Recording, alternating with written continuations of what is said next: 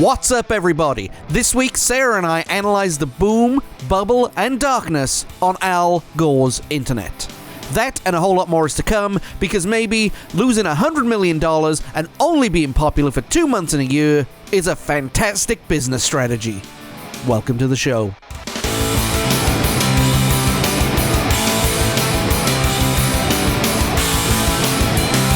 Good morning.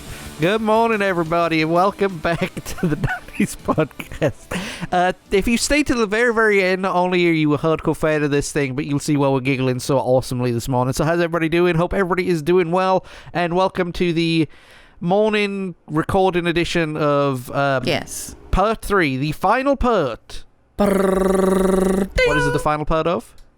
Al Gore's internet. Al Gore's internet. That's very, very right. But first, before we get started, guys, if you like what you hear, check us out on Facebook, Twitter, Tumblr, or Instagram. Give us a like, give us a share there. Look up our YouTube channel. That's very, very important to us. We've got video game walkthroughs. We've got podcast samples. We've got this, Yes. this, that, and the other. Yes. And, of course, wherever you find great podcasts, bad podcasts, and everything in between, Apple Podcasts, Spotify, Podbean, iHeartRadio, Stitcher Radio, TuneIn, but not Google, because Google sucks. And Google doesn't suck. Google just thinks we suck. Right. Now, we're recording some of these things out of sequence, and you'd think, why would you record a 3-part series on one subject away from other things? Well, for one, Timing. Miss Sarah has been very, very, very, very busy. Yes. Busier than a politician telling the truth. And so I had Greg here filming the Genesis Classics episode, which is coming up next episode. Right. And I had to explain to him why I was ranting Google sucks at the beginning of the episode. Oh, good Lord. And he pretty much gave the same answer you did. So very, very diplomatic about the pair of you. Well, the more you talk about how Google sucks, the more, they're not going to approve the podcast. They can't hear me, so it's fantastic. Yeah, So- right. Okay. Well, if you think it's- that, then it's like that Ron White thing, isn't it? I'm going to keep telling this story every time until the lawsuit is settled. Yeah. So, what have you guys been doing lately? I'll tell you what we've been doing lately, right? Mm-hmm. I was sitting, playing, trying to get my Skyrim walkthrough on, because that's coming soon, as mentioned in Extra Episode 13, if you want to listen to it. And to the left of me, I hear... No, that is not real. And... Holy schmikeys, that is real. Oh my god, oh my god, oh my god, oh my god, oh my god. Sarah, would you like to take the lead on this one? Because it combines two of my childhood Okay. memories. So, who doesn't like dinosaur movies? I love dinosaur movies, except Jurassic Park 2. Well, okay. And who doesn't like Army of Darkness? Everybody loves Army of Darkness. Okay, so what if there was a movie, right, that was so bad it was Army of Darkness bad, but it was like 70% on Rotten Tomatoes, that involved velociraptors? But that's not the cool part. One priest goes to China after the death of his parents, and with the help of a prostitute becomes the Velocipaster. That's right, the Velocipaster. The Velocipaster, yes. I have not felt this excited, cringy, and trepidatious over a movie since we saw the preview for Cockneys vs. Zombies. That was That's a damn good movie. I love that movie, man. It's probably because Alan Ford's in it, you know. Yeah, but Velocipaster is on Netflix, and we haven't sat down and watched it yet, only because one needs to prepare. You can't just dive into that. That's not a random, let's just see what's on type thing. No, you've got to you got to have the proper snacks. You've got to be in the right headspace. The children need to know that within, unless the house is burning down, shh. And the last couple of times we tried to watch it, we've had a 9-year-old around us, so we can't exactly, The 13-year-old we don't really care about. He's seen it all. Yeah, he'll sneak up in the middle of the night, put Netflix on, and watch Jaws. Whatever. Yeah. So That's his favorite movie, by the yeah. way. No, but just with a 9-year-old, it's a little young for yeah. Okay, but no, he fights ninjas, bad ninjas, as a Velocipaster. Yes, and Google the go to Google and YouTube and whatnot and find the theatrical trailer, because it is the most amazing trailer you will ever see. ever, period. It looks like it's a parody trailer of like a... Okay, Tarantino released 2 movies with Rodriguez a couple of years ago. And they put fake... remember that one for the for Machete? Yes. Right? It looks like one of those, and it looks like it's just, a parody movie. Right. Or just a means to an The end. only way this could be better is if he were in an inflatable T-Rex costume. That is the only way this could be better. I'm just saying. That's what the world needs, though. I think, like... Well, here's the thing, right? I've been to, I think I've mentioned it before, I was born Catholic, and in the words of Dara O'Brien, regardless of if you leave the church or not, you're still Catholic. In the words of... Never mind, I'm not going to do the Monty Python thing. Yes. But, if Catholic Mass was told by a ninja-fighting velociraptor, I think I would have enjoyed it just a little more. Right?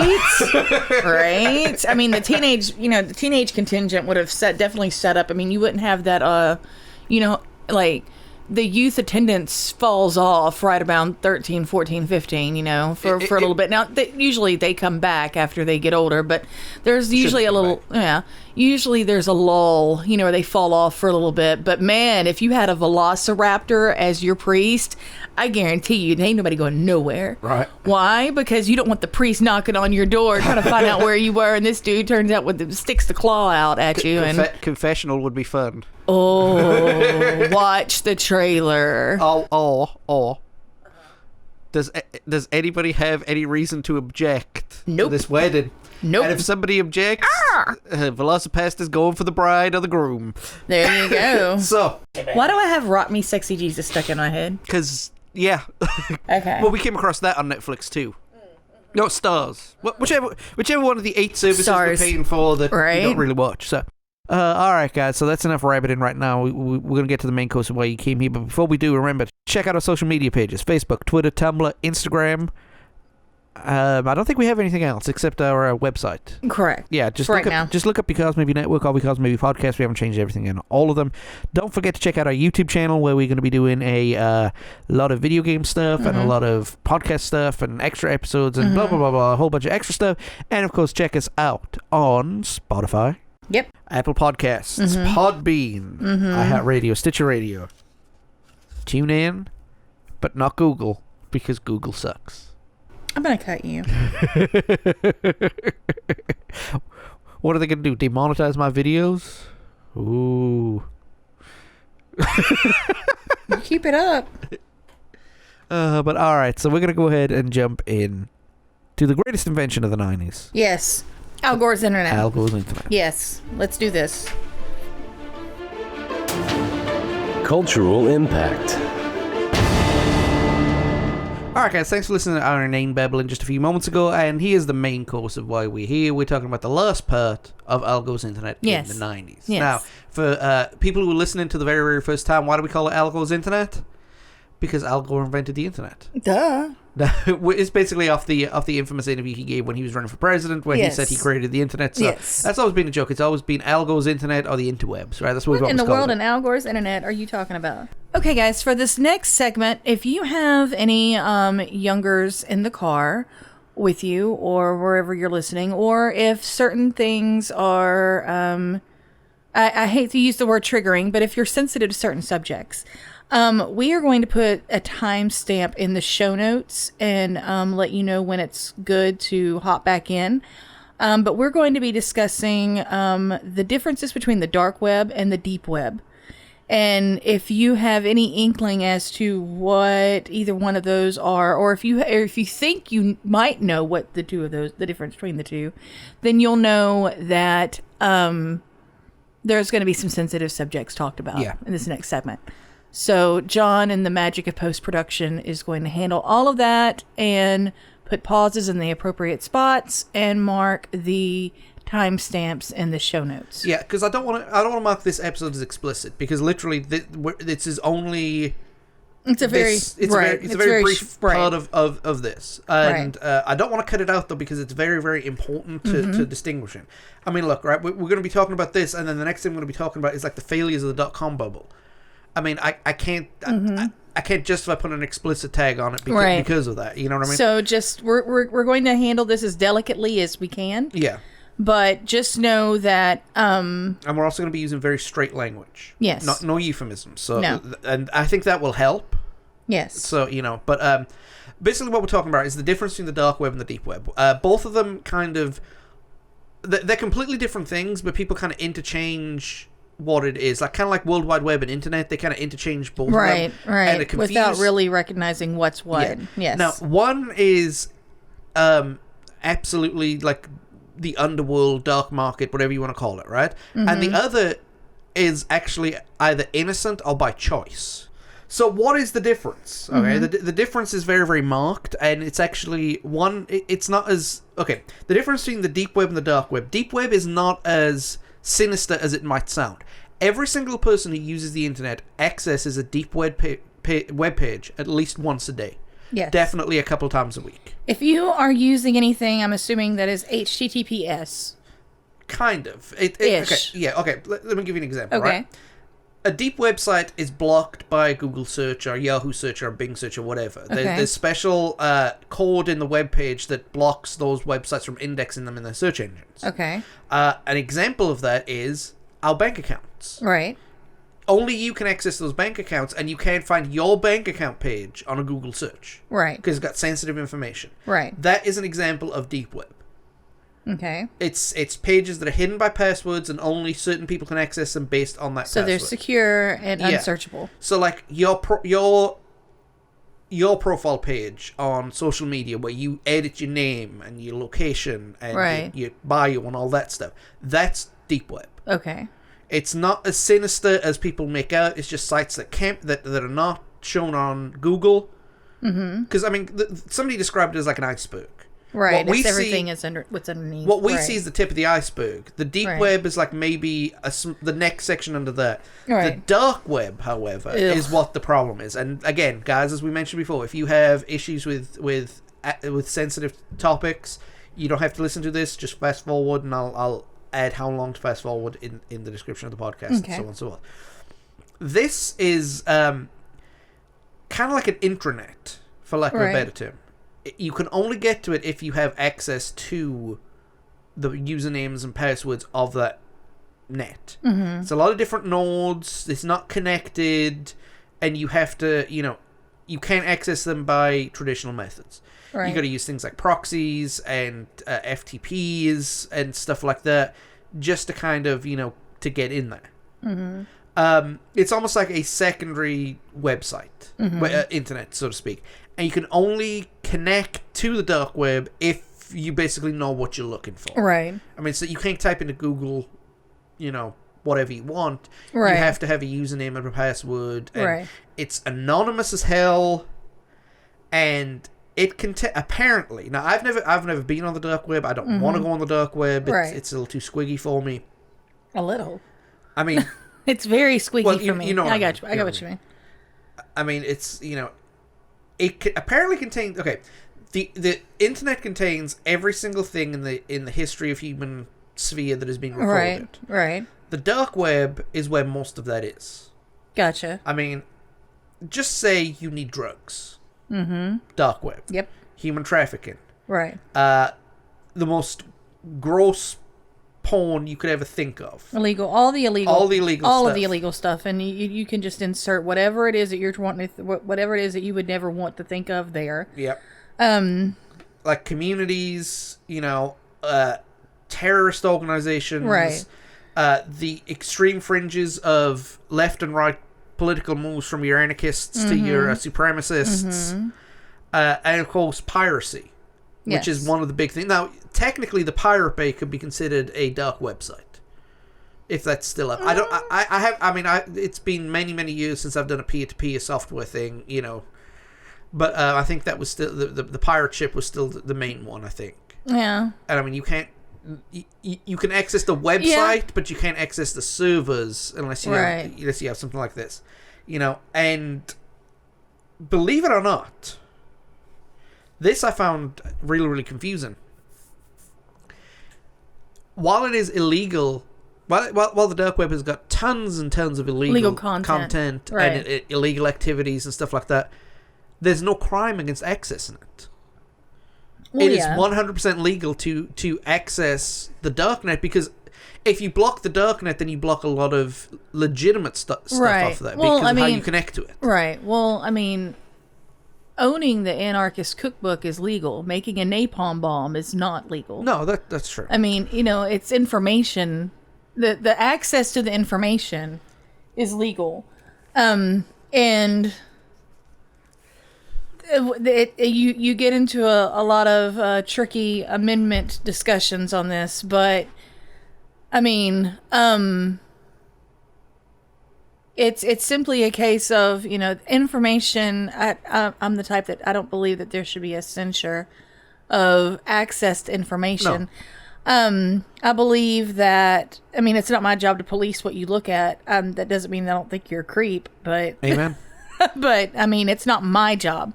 That's between you and somebody else. But yeah, except for some forms of pornography. I think some forms of pornography, well, I'm not going to go off on that kick. Yeah. But anyway, you have to be very careful with things like the dark web and how you approach. If they were to police it, they would have to be very careful on how they policed it, because a lot of freedom of speech and freedom of right. It would just be bloop, gone. And the thing is as well, right? People have done. I hate to use this term, but people have done expeditions on the dark web. Mm-hmm. They're trying. They do sting operations, trying to catch certain groups and stuff like that. And like people have said that, surprisingly, that all the communities on there are very, very close knit. Right. Probably because A, it's anonymous, and B, it's a secret club, right? For lack of a better term. And it's like the people who hang out in the catacombs of Paris. Yeah, there's like a whole little secret organization of people who, because most people don't realize in the catacombs, the only thing that you're allowed to go actually in is the part where the bodies are. But there is a vast, extremely vast network of miles and miles and miles and miles of tunnels that are closed off, and it's technically sort of illegal to go down because it can be dangerous, and if you can get lost down there. Well, the dark web is sort of the same thing. I just snorted on that. Wait, and the dark web is sort of the same thing. There's if you can get lost in quite a few rabbit holes, and dangerous things could lurk. But if you have a guide and you're not looking to go to the dangerous parts, then it might be your bag. Yeah, but if you want, we're not endorsing. We're not endorsing. We're condemning certain parts of it. Yes. But it's if you were to make access to it illegal, it'd be very, very hard to police. Yes, because how it's set up, a lot of businesses have it set up to where they connect to another person's computer to direct download information. Hospitals do that every day. Yep. So it's yeah. If you've ever used a P2P network, you've technically you've done the equivalent of you've done the equivalent of the connection to it. And like it to me it scares me a little bit, because there's rumors like everybody's identifiable information is on there. Anything that's a government record is there, and anybody can access it. Yeah, but we're foolish if we think that it's not. No. Nothing is sacred. No. So the NSA is all up in our skittles. But anyway, so inserting skip jump here, and hello people, and we're back. All right, so man, that was an intense conversation, wasn't it? Right, a little bit, intense. But I like the bit where we were talking about helicopters and balloons having laser fights. Yes, brilliant. Pew, pew. Pew, pew. Okay. So all right, now going back to what happened in the 90s, right? We kind of touched it on the first episode, and the last episode we kind of told more anecdotal stuff. But the mid 90s started kind of changing.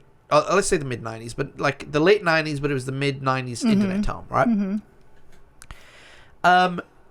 Certain things kind of started going up, right? There was the .com bubble. And e-commerce in and of itself was invented, which, and nobody knew how to do it. God love a capitalist. If there's a way to make money, you know, it's people. If there is a way to make money, people are going to find it. The problem was there was no money to make on the internet at that time.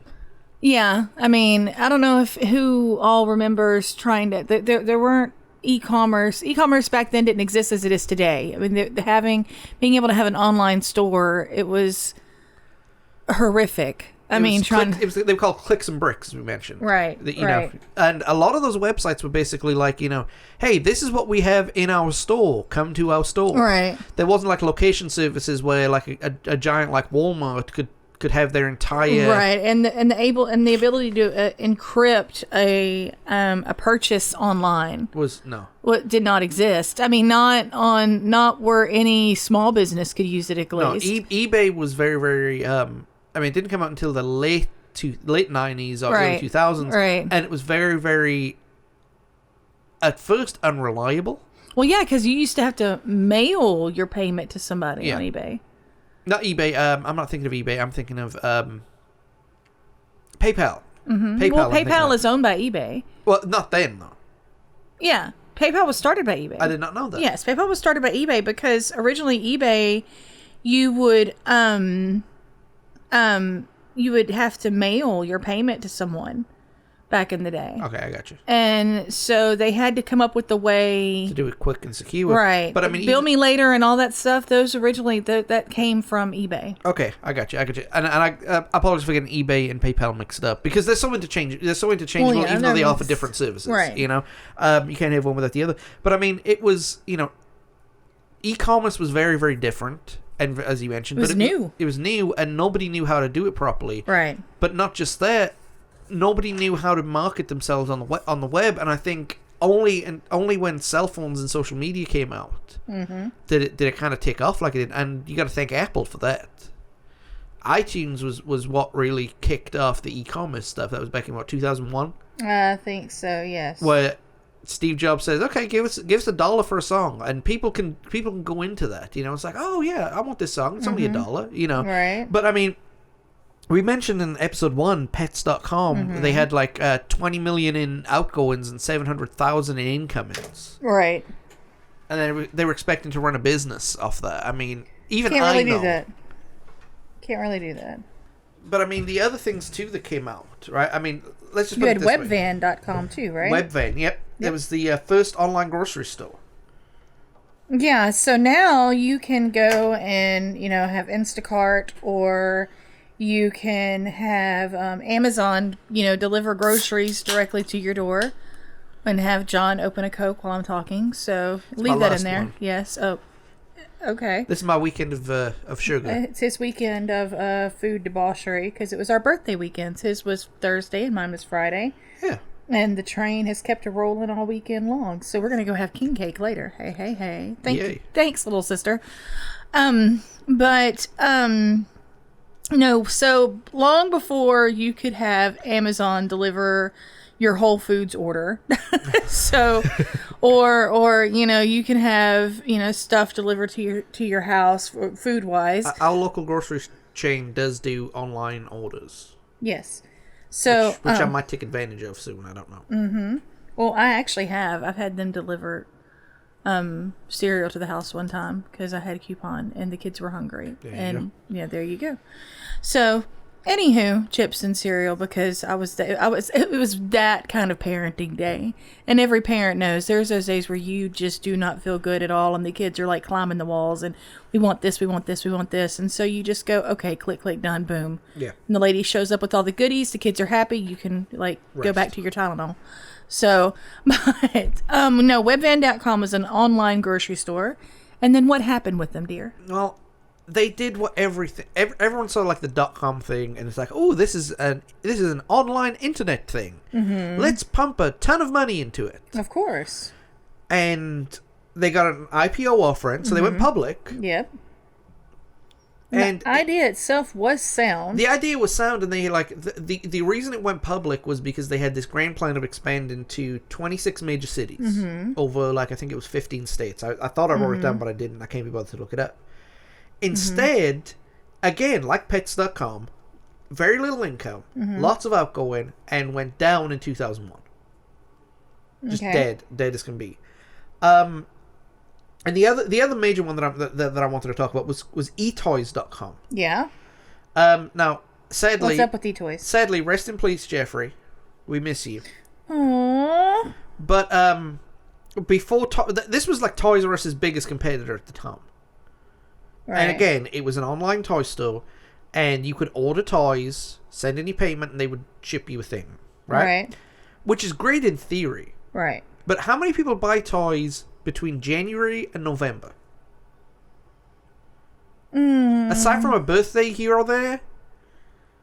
Back then, you're correct. I mean, now, yeah. Well, now, yeah, but I mean, like, you know, nobody was buying toys en masse like they were for Christmas between January and November. Right. And so it didn't make any money between those times of years. It didn't make any money, but in November and December, man, its profits were great. Right. But the problem was they didn't cover the downtime for the rest of the year. Right. And they went out of business. It sometimes happens, yes. I mean, you know, and look, I don't want to sound like I'm clowning on those people, because I'm not a very good businessman in the slightest. Like, completely and utterly in the slightest. But the .com bubble set the internet back, and all those entrepreneurs, it set them back a good 5 to 10 years. Right. I mean, we could, like, you know, we're going to talk about it here in a few minutes, but I mean, the smartphones that we have right now, they could have been brought out 5 to 10 years earlier. Because laptop technology and Wi-Fi technology was just coming around the corner that made laptops and Wi-Fi viable. This is true. You know, so moving away from the failures in the .com bubble, right? Mm-hmm. We both video game fans. Yes. We've both been playing Fallout 3 recently. Yes. Fallout 4 recently, excuse me. Yes. If you're going to cut that, just give me mine back. No, I'll give you... Okay. This is mine. That's why I'm giving it back to you. It was in my pocket yesterday when we went grocery shopping. You pen thief. It was in my pocket. I didn't realize it was in my pocket until I sat at my desk. And I went... You know what? If you were upset about how I grocery shop, you can go to webvan.com and I won't steal your pen. And I'm leaving that in. So anyway, back to what we're talking about. Yes. You and I have both been playing Fallout 4. Big gamers. Yeah, we've been playing Fallout 4, right. Fallout 3. Especially console gamers. You're I mean, you do PC as well, but I'm more of a strictly console. Well, not only that, I mean, the only PC games I do are not available on console. Mm-hmm. I mean, like, you can't play Football Manager on the Xbox, and to be honest, I would bore everybody to tears. Oh, sweet baby Jesus, please don't do that. Yeah. So, I mean, you know, but I mean, like, a lot of the games I play online have been the retro series for the 90s game, and are available on our YouTube channel, and by the time you are hearing this, we're probably either done, or we're just getting started with our Donkey Kong walkthrough. Well, there anyway, you go. Cheap plug. But, I mean... You know, console gaming had been around since the early 80s, right? Mm-hmm. And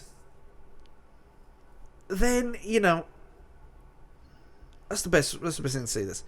Sega launched something called MegaNet. Yes. Right? And Nintendo followed suit in Japan and released something called Stellaview in 1995. Right. And these were the first waves of online gaming. Mm-hmm. Now, I wanted the MegaNet. Yeah? So I wanted it so bad. I didn't know you were a Sega chick. Yeah. Oh, okay. Yeah. That was my first, I mean, I had a NES, but... Yeah. But for that next generation, I had the Genesis. Oh, okay. See, I didn't know that. I thought you were strictly NES girl. No, I didn't have a SNES. I had a Genesis. Okay, well, and then I had the Sega. And then I had the Sega handheld. The Game Gear. Mm-hmm. Yeah, I love that. But I mean, this is the thing I can't understand. Right, I'm going to talk a little bit more about this stuff. When the internet sounded like, you know, two robots going through a cheese grater to get online, right? Yeah. And it would literally take a minute to download a single picture. Mm-hmm. My question is, how in the heck were people able to play online games through a console streaming from their computer? It was more of a community based on the game. I mean, so it wasn't necessarily the gaming side of things. It was more like, you know, the chat part, chat at the room bottom. type thing. Okay, because initially, yes. And then as the technology got better, people started playing games and stuff like that. Yes. And okay, and then, you know, I've got down here that MMOs and MMORPGs started exploding in the mid '90s. So you had EverQuest, Nexus, and Nexus Kingdom of the Winds, and the Ultima series online. Yes. You know, and I mean, again, I just find that hard to believe. Like, here's the thing. Go ahead. Here's the thing, right? The game Elder Scrolls Arena, right? In real time, to travel from one city to another could take hours. Right. And it's generating.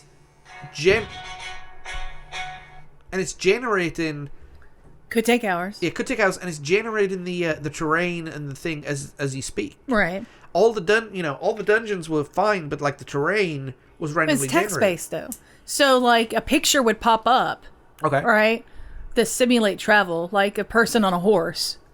But the text, it's the text that would, you know, you as you're traveling, you come across this, you go north, east, south, or west, and then and then you would, you know, NESW, or, you know, then this happens. Do you attack? YN?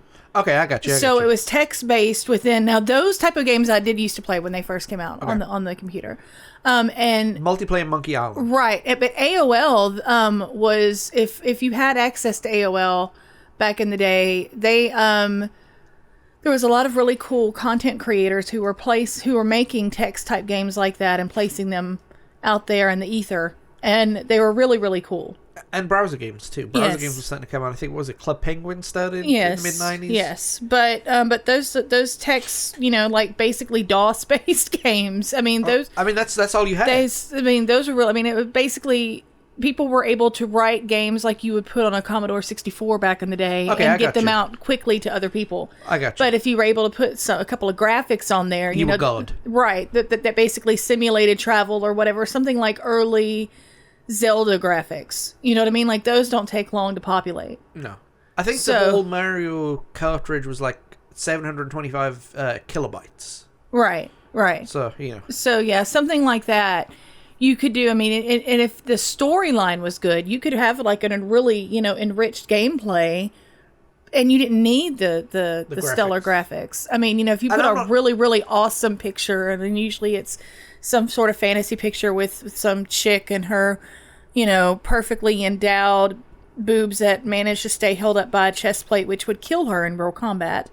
But, you know, I mean, wielding a sword, and, you know, the only, well, do you remember what gameplay used to look like on the first smartphone games? Yeah. It's basically the same thing. Look the same thing like that. And I had to laugh at that one. I was part of the official Skyrim community on Google Plus back in the day. Uh-huh.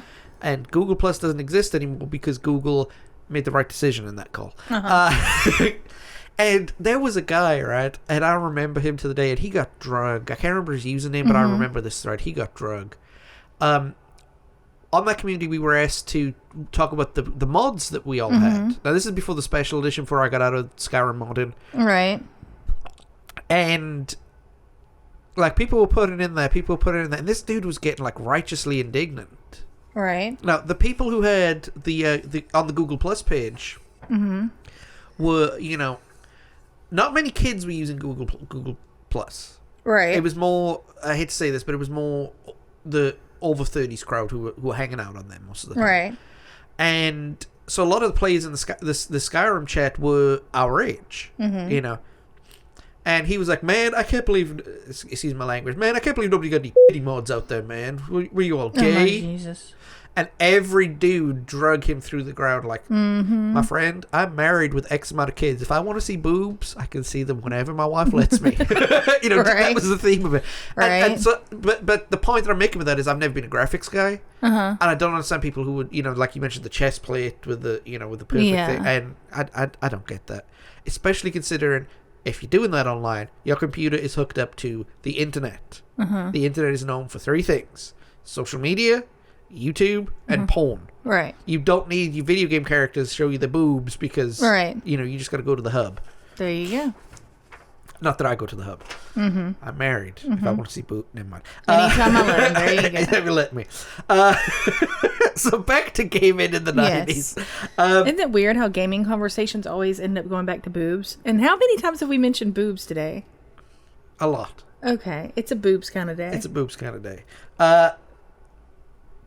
When LAN technology came about, for those of you who don't know, like Ethernet, the big thick juicy Right. cable that used to power the internet before Yes. everybody came to Wi-Fi. They started doing LAN parties.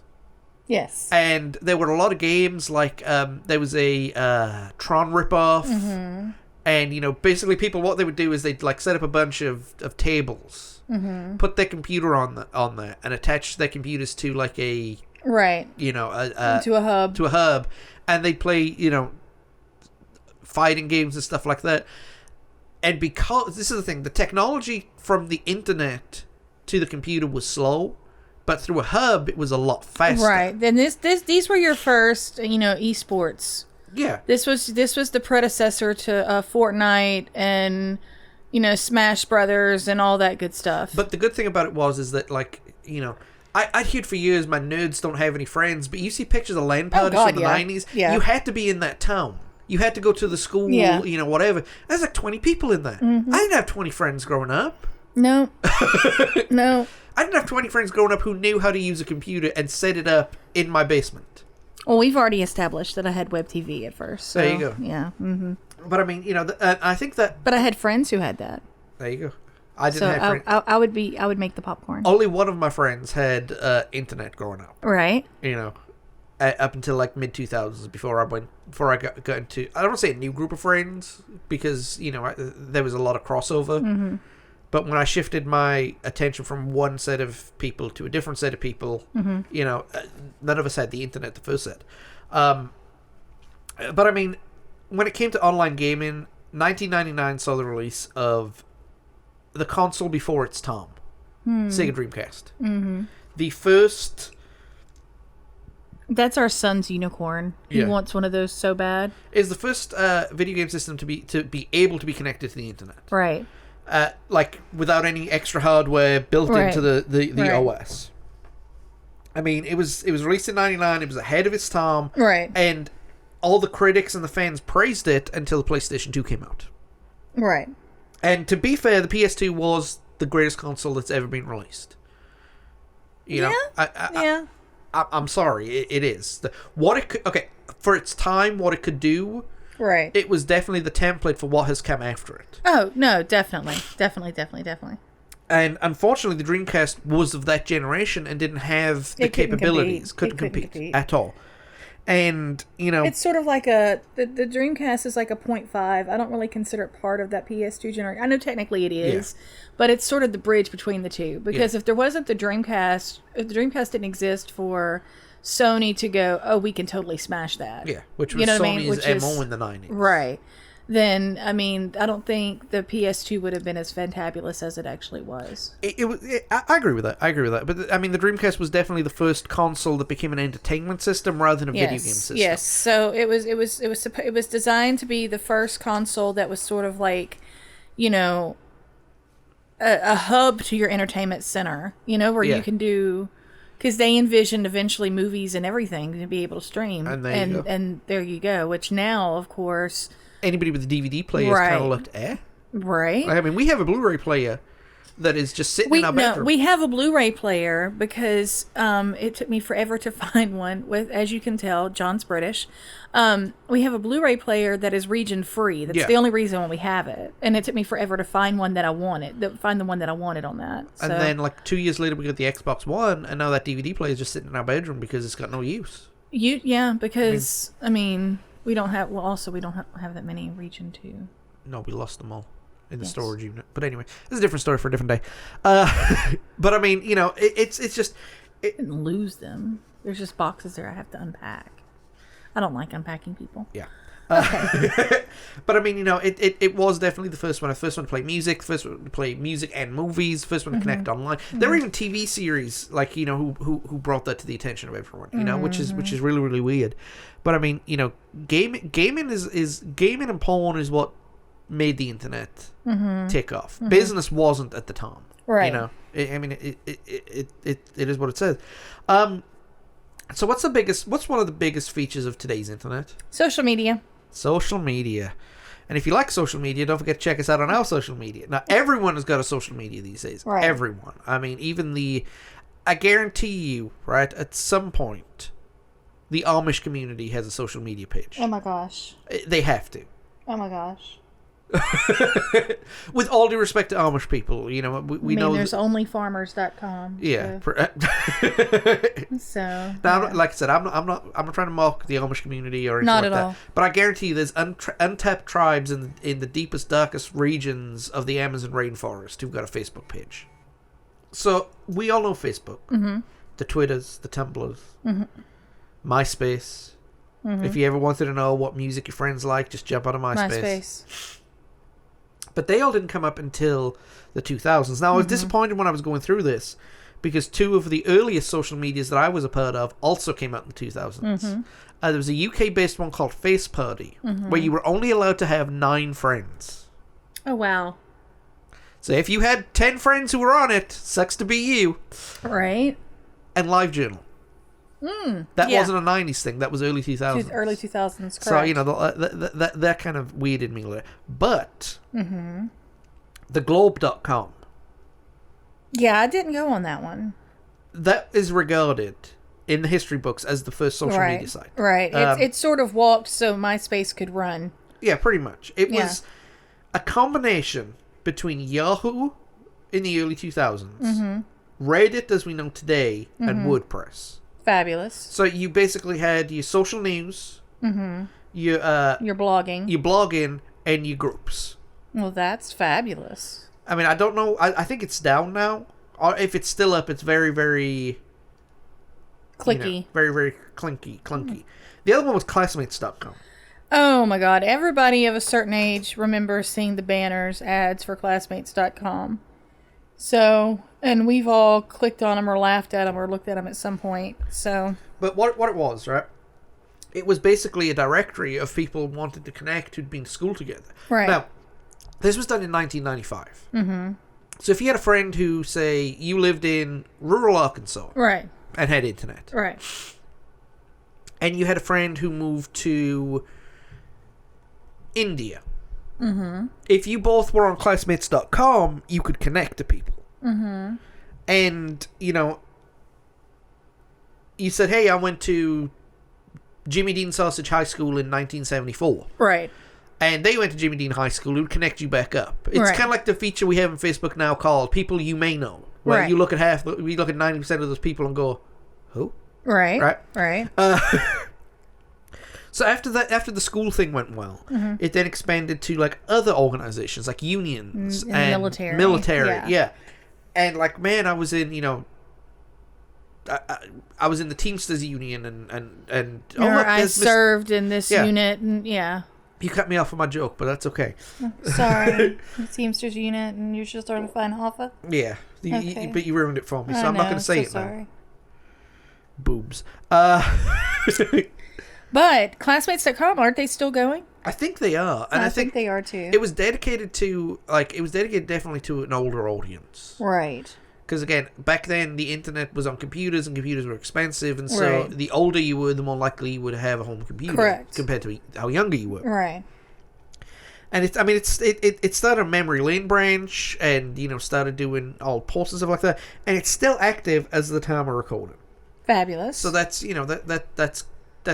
that's good. I mean, you know, for a website to be online for 25 years, that's not like a Google or something. Right. You know, that's good.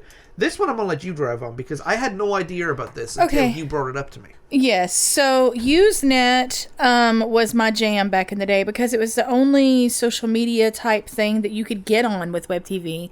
But it was sort of, you had to have a P2P type thing to access it. So I guess it could be considered technically dark web. But it was alt fan or alt whatever dot whatever.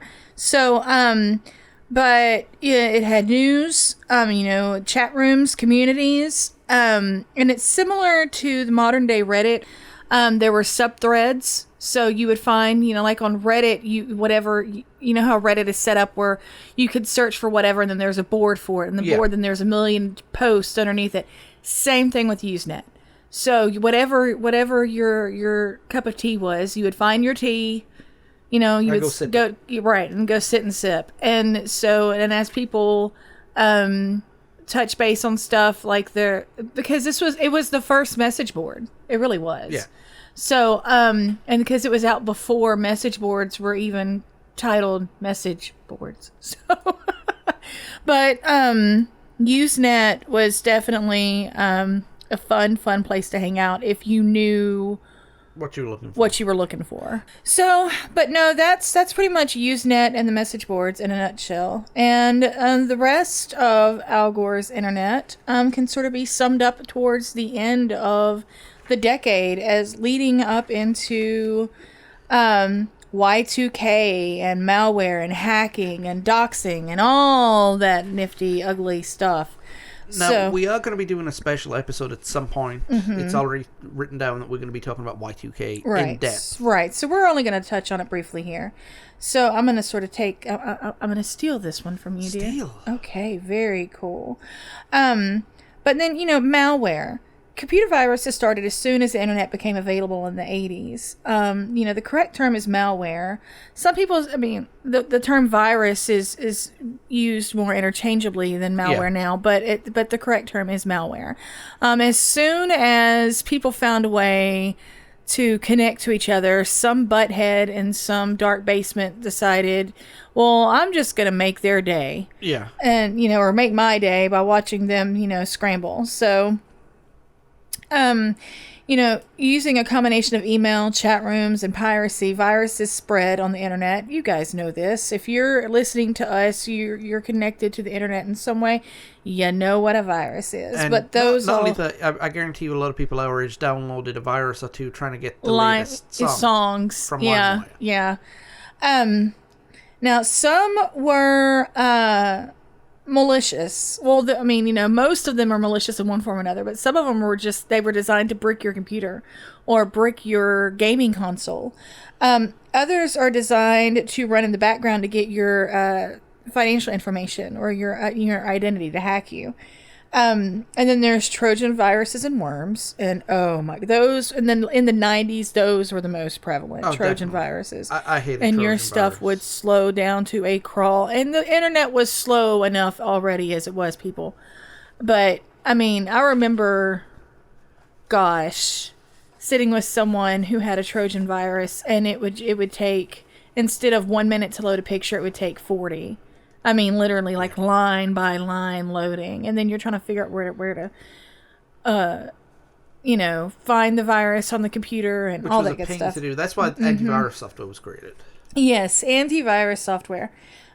Norton, at all, but that is where they came from, to be able to scan for all those good things and to get them off of your computer. Well, another thing too with malware is, and it leads into to hacking and stuff like that.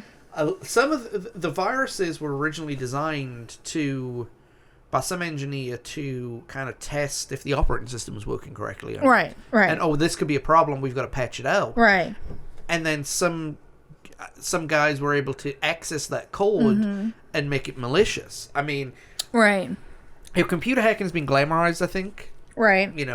We've joked about it ourselves. When you put the USB in the correct time, you will hack a man, Right. And all computer-based crimes, there's always a hacker who types in a bunch of keys and bang, he's in your computer, But it's a little bit, there's more in depth to that. Right. It is like that, but it's not like that. It's not as simple as click, click, click, click, click, done. Click, Right. click, click, click, click, done. Right. When people hack your computer, they're doing it to steal your money. They want to blackmail you, get your information, blackmail you. Collection of data, and there is some good computer hacking that tests the vulnerability of whatever. Right. Look, right, we're going to be doing a thing in a couple of months on Star Trek: The Next Generation. Right. There is a scene in there where Mr. Data, who does not have a, quote, bad bone in his circuitry, and Mr. Spock, who works on logic and reasoning. Right. They hack the Romulan Central Computer mainframe. Yes. And just casually talking about it. Yep. I have gotten past 74. I have trouble with 75. That's it. And you think, well, that's hacking. You're hacking into the government. Right. And that's part of the problem. Protest groups hack into things too. Oh yeah. They want to get dirt on what they're protesting. Like people hack into PETA all the time, which they deserve. Sorry, I'm being all controversial this morning. I'm not trying to be. He is. But no, I mean, hacking can be done for many, many reasons. And not all of them good. I don't really know exactly why something would be good hacked, but obviously if something's locked up, it's supposed to be. It's like there's really no good reason to break into somebody's house. But unless you're doing it to test the vulnerability of security. So unless you're trying to test somebody. I work for the bank and I need to see if my website's working correctly. Right. Yeah. Those guys need to hack, need some good hacker skills. But, the earlier systems, as you can imagine, were pretty easy to hack. They didn't have a whole lot of, of a security wall. That's where the firewall came from. Exactly. You know? Right. I think the earliest example in pop culture of mocking that kind of operating system was in Tomorrow Never Dies, which is a James Bond film. We're talking about Bond again, everybody. But there was a scene in the very, very beginning where the bad guy is plotting his world domination and stuff like that. And part of an offhanded line was, hey, we're releasing an operating system that is so riddled with bugs that people have to update every 5 years. Ha ha ha ha. Microsoft, And it was. I mean, it was just a nightmare to deal with. If your computer was hacked, you might as well have gotten a new one. Right. Yeah. It was pretty much bricked at that point. But no, we talked about Y2K, and we're gonna deep dive into it later. I mean, it was known as the Millennium Bug. People were afraid that because of the coding on the computer itself, it wouldn't roll over once the date turned 2000. So it would be 1900 as opposed to 2000. Right. Once it hit 00. So as if you think about it now, if your digital calendars wouldn't sync, timers, it disrupt features, safety, all of that good stuff. Hospitals, stock market, major transportation hubs were the ones that were most worried because they have to depend on the date for, to do things. So basically, when you look at the date, and we'll do this American and British, but if it's month, date, year, or day, month, year, whatever. But at the end, basically you've got 2 digits for each. 2 digits for day, 2 digits for month, and 2 digits for year. So if you're looking at... computers were operating on 4 digits for year. Right, at the time, yes. And so most people were afraid that when they put 00 in, at the end, it wouldn't recognize anything. And see, the biggest worry about it wasn't just all the financial stuff. A lot of people thought that all the countries that have nuclear weapons, as soon as midnight hit in their respective year, right, those nukes would be launched because the safety systems wouldn't recognize 2000s. Right. Now, at the end of the day, nothing really happened.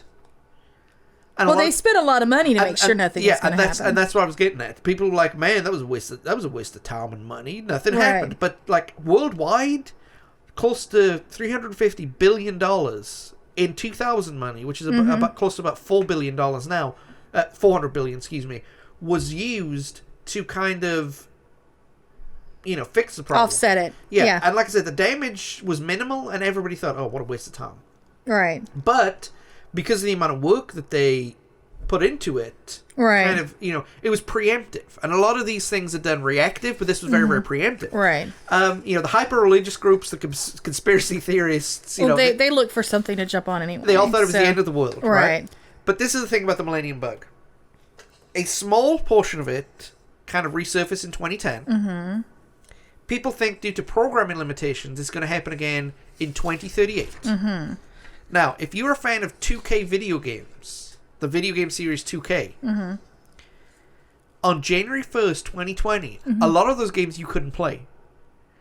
WWE 2K20, on January 1st at midnight, couldn't play it no more.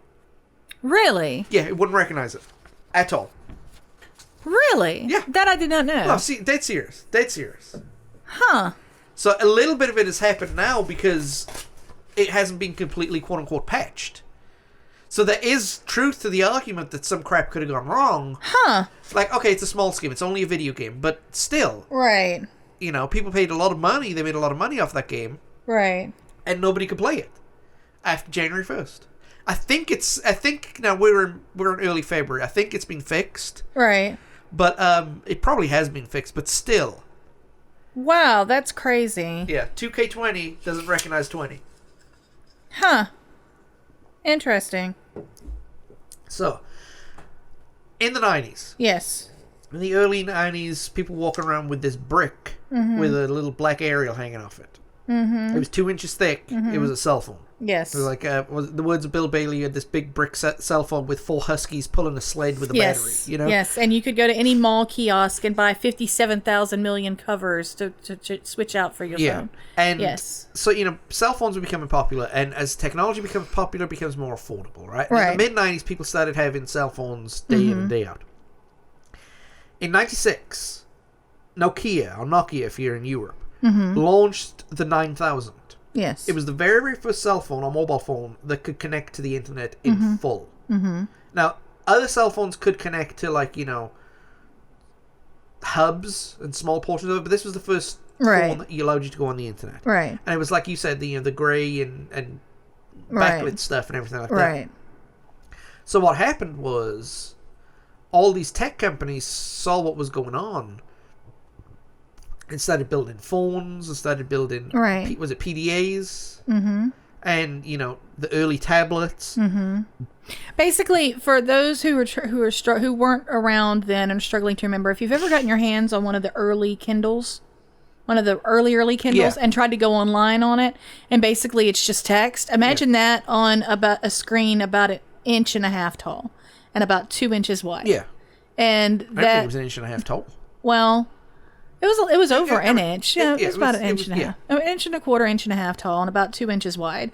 And that's what you were surfing the internet on from your mobile device. And it wasn't that good, and people didn't really take it seriously. No, because it was 1.5 inches tall and 2 inches wide. Right, but what I mean is nobody took it seriously. And to put a website address in there, you had to hit the W key like 8 times. Oh, you had to be dedicated. So yeah, it didn't really take off. But again, as technology gets better and cheaper, mobile phones became very, very affordable.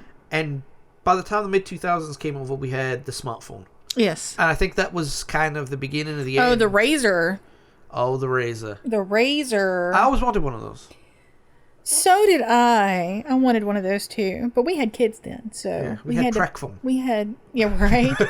We had diapers, so... Yeah, but I mean, woohoo! as the technology got better, the internet got better, and you could see the full internet on your full screen.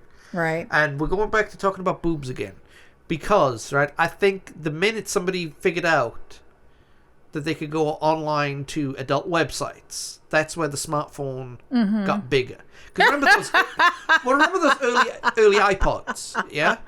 Yeah. It was just a wheel and a LCD screen.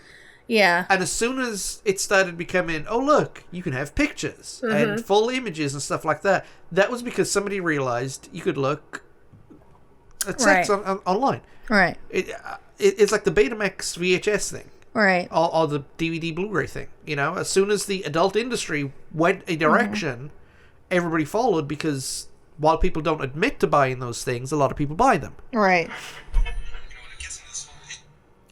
While people don't admit to buying those things, everybody buys them. Pretty much. Yeah. I mean, it's a $8 billion a year industry. Somebody's got to be doing stuff. Nobody's admitting to it, but everybody's doing it, or somebody's doing it. Somebody's putting the money in the industry. So that's what Bill Gates is spending his fortune there on. you go. I'm only joking. So that's pretty much it. The internet started off as a nice little military idea to connect schools together, and is now being carried by everybody 30 years later in their pockets. Yes. There you go. It has connected the world, and has proved one thing. Has proved one thing beyond a shadow of a doubt. We used to think that the common stupidity amongst humanity was because of lack of information. That's not true. That's not true. We figured it out. But I mean, considering its scope and considering what it's done, right? This is up there with like the wheel and fire. Oh yeah. I mean, it brings people together. It keeps people connected. I mean, the whole concept of globalization would not be possible without the internet. It has literally brought countries out of a third world status. Yeah, I mean, like right now, I'm sitting in northwest Louisiana. Thanks to the internet. 4,000 miles. Ooh. Well, it could be 4,000. All right, Time Lord. Could be 4,000 years, I don't know. But 4,000 miles away from my hometown. Right.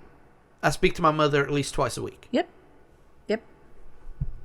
Couldn't do that. Oh, well, you could do it on the phone. Do you know how expensive phone calls are? Or were back? I mean, even in 2000s. when landlines were given unlimited calling. Mm-hmm. You know, it was definitely, I mean, you know, locality. Video chat with your mom. Yeah, I mean, locality has kind of been not killed, but definitely put to a back burner. Right. You know, local people, it's not the same anymore because No. you now get news. I mean, you know, it used to take a while to get here, but now it's almost instantaneous. I mean, what's the biggest meme? Florida Man. You know? Right. And the cool thing about it is, you know, it's also two sides of the same coin. It allows people to come together, which is great because some of my best friends I found in, you know, in my love for bands and crafts and this, that, and the other. But it also allows people, you know, who gather for, you know, more nefarious purposes to get together. And then you have incidents like the riot that Heather Haver was killed in. Yeah. So, I mean, anything can be used for good or bad. Any tool can be used for good or bad. A hammer can bludgeon just as easily as it, you know, helps connect two things. So, I mean, it's a great invention, but it's done a lot of good. Yes. And I don't want to seem like a downer, but it has, you know, I mean, social media is starting to take place of traditional media. Mm-hmm. Which is good because you find out stories that you never heard before from reputable sources. and make that's sure the it's two words. reputable. Yes. You know, the two words that are important, reputable sources. But the problem is, right? Mm-hmm. Radicalization is It's at so its much highest. easier. I mean, you have, you know, you have, you know, anarchists, modern incels, supremacists, be it whatever race, Nazis and terrorists now have bots, you know. And look, I've said it before and I'll say it again. There are certain things in this world that I don't care about in one way or another. And if you were a Nazi, you were the scummiest of the scummy. Right. I don't care. I do not care. You know? Oh, well, they deserve to have their voice used. And I deserve to say that they're the scummiest of the scummiest. There you go. You know? And the problem is because that ignorance is now at an all-time high. Yes. Social media and websites basically practicing confirmation bias. And unfortunately, when you present facts to people, you know, They don't believe it. they don't believe it. Fake news. I mean, look, I'm not going to get too deep into political debate, but the current Brexit debate in the UK, even though as of time of recording, the Brexit has actually happened. It's done. There are people on the Remain side who are still waiting to hear one tangible positive argument from the Leave side, Right. and they've not gotten them. Right. But there's also people from the Leave side who have given their arguments, who want to hear who want to hear from the Remain side, and they can't do it either. Right. So everybody's believing in something that they don't know what they're believing in. Right. Oh yeah. Yeah. You know, and I'm not gonna lie, we're all guilty of it. Oh yeah. We all have our biases. You know, Privacy's almost gone. privacy's done. Yeah. I mean, okay, you don't think that you know, well, my privacy's done. It's done. It's done. Okay, you know those people who post things on Facebook like from the OMG group. Mm-hmm.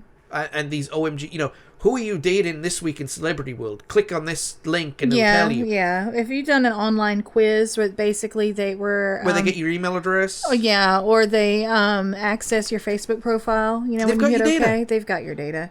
Just call it good. But the internet, I mean, it's available in everything from your cars to your refrigerators these days.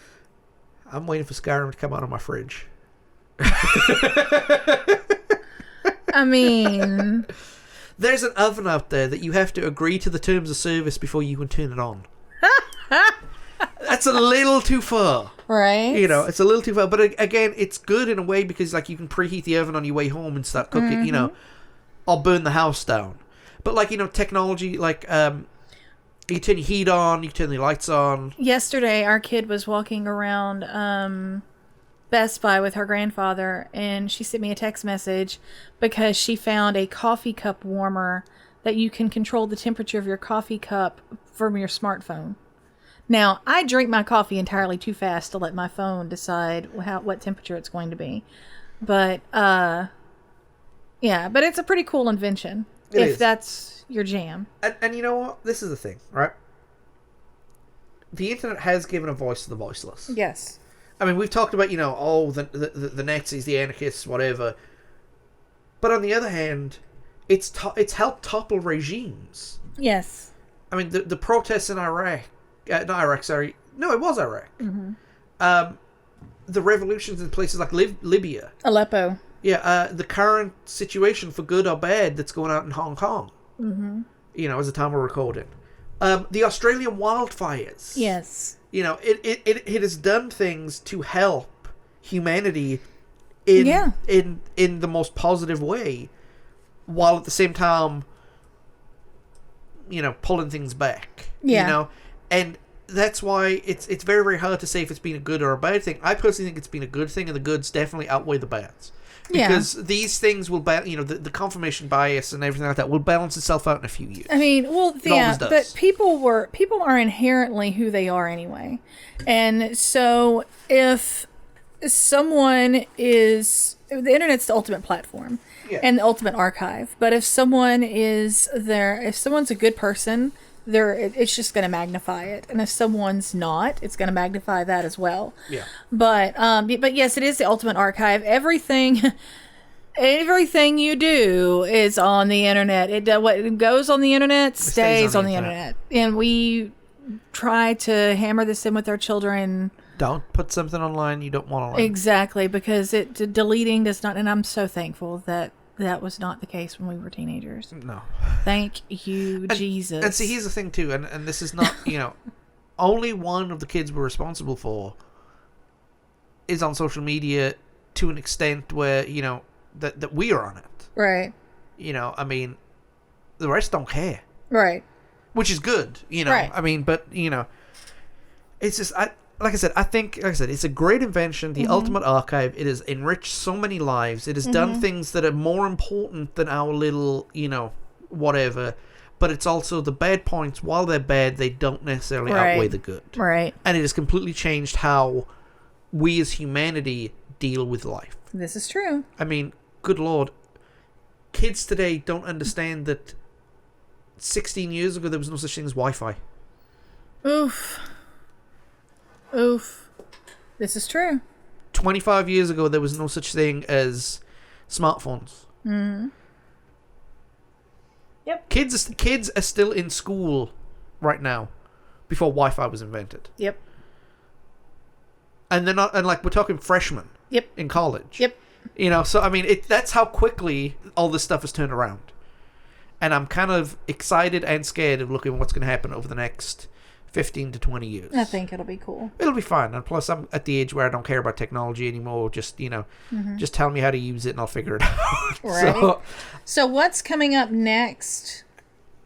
So we will be back in just a moment, just to kind of clear our heads. I know it was a very, very dense discussion. And like we mentioned in the beginning, we are going to put I'm going to put that trigger warning in at some point. Because again, this whole episode wasn't necessarily talking about bad stuff, but there's definitely a bunch of bad stuff in this episode. So we'll be back momentarily. Attention 90s music fans. Wondering what to do in isolation on a Saturday night? Then check out friends of the show, the Holodecks. Coming up Saturday, April 25th at 6:30 p.m. Central Time. Join the guys as they take a trip back to the 90s in a special performance live on Facebook. Check out facebook.com/the Holodecks and the upcoming event section for more information. If you would like to find out more about the band, look up theholodecks.com and don't forget to like them on Facebook. The Holodecks, your premier 90s music experience. Okay, so guys, thank you for stopping in with us and chilling with John and I while we talked about Al Gore's interwebs. Ooh. And John, what is coming up next time? Well, next week I'm going to be joined for the first time this season by the comparable Greg. He's going to be coming here talking about Genesis Classics. Ooh. Now, what this is, and what this is that we're going to be looking at a handful of games that really we can't go deep into. Right. Like, literally, each segment... In and of themselves, you couldn't do a whole... I mean, we've already recorded it before this one, which is weird, but... Hey, scheduling, man, you do what you got to do. Exactly, but it took, each game was 15 minutes where we talked about everything that we could about that game. Right. I mean, you know, I don't want to cheat you guys and give you just like a 15-minute episode. You know, Right. that's I'll maybe with everything in there 25 minutes. Right. You know, so we took 3 games: Streets of Rage, Streets of Rage, Road Rash 2, and NBA Jam Tournament Edition. 3 really, really good. I've definitely got to listen to the part about Road Rash. Oh yeah. I Road love Rash that 2, game. remember. Yes, Not yes. Bad Boys 2. So that's going to be a lot of fun. And Awesome we're going to have sauce. Sarah back. Not next episode, but the episode after, where we talk about the patron saint of the podcast Courtney Love. in very little detail. Yes. Because, and going through my research in this, her name very rarely crops up, even though she plays... Oh, we'll find a way. Oh, no, you don't understand. I've looked. There's nothing that we can say about her on this movie. Really? As much, because she was on her best behavior.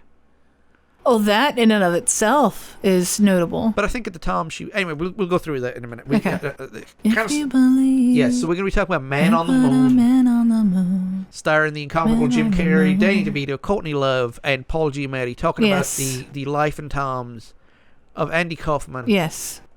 But was it? Oh. We'll get into that. Spoiler! Not spoiler, cliffhanger. Oh, God, I got that wrong. Anyway. So, guys, if you are on Facebook, Twitter, Tumblr, or Instagram, check out Because Maybe Network. Also, check out our blog on WordPress. We might have something up. We might not. I don't know. I haven't written anything. We got to get there. We got to get there.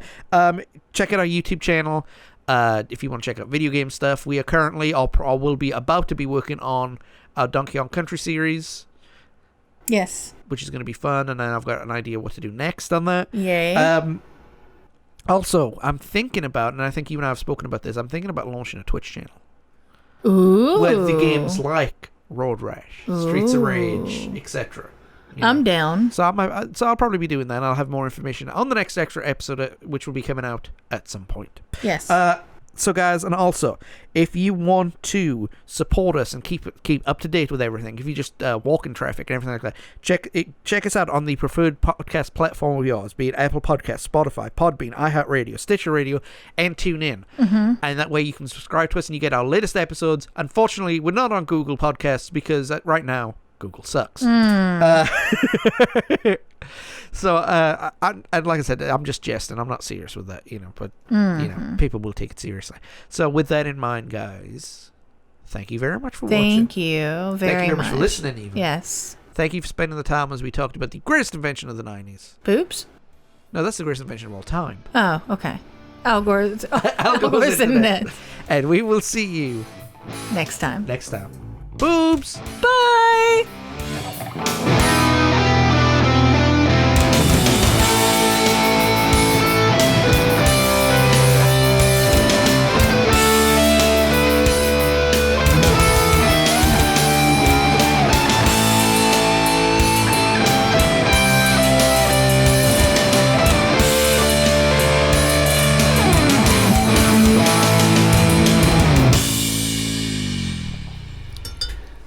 You're not allowed to say anything about boobies while I'm trying to drink my coffee, John. Okay, and I think we've got our ending right there. There we Because we're go. live. We're hot. Well, obviously we think so.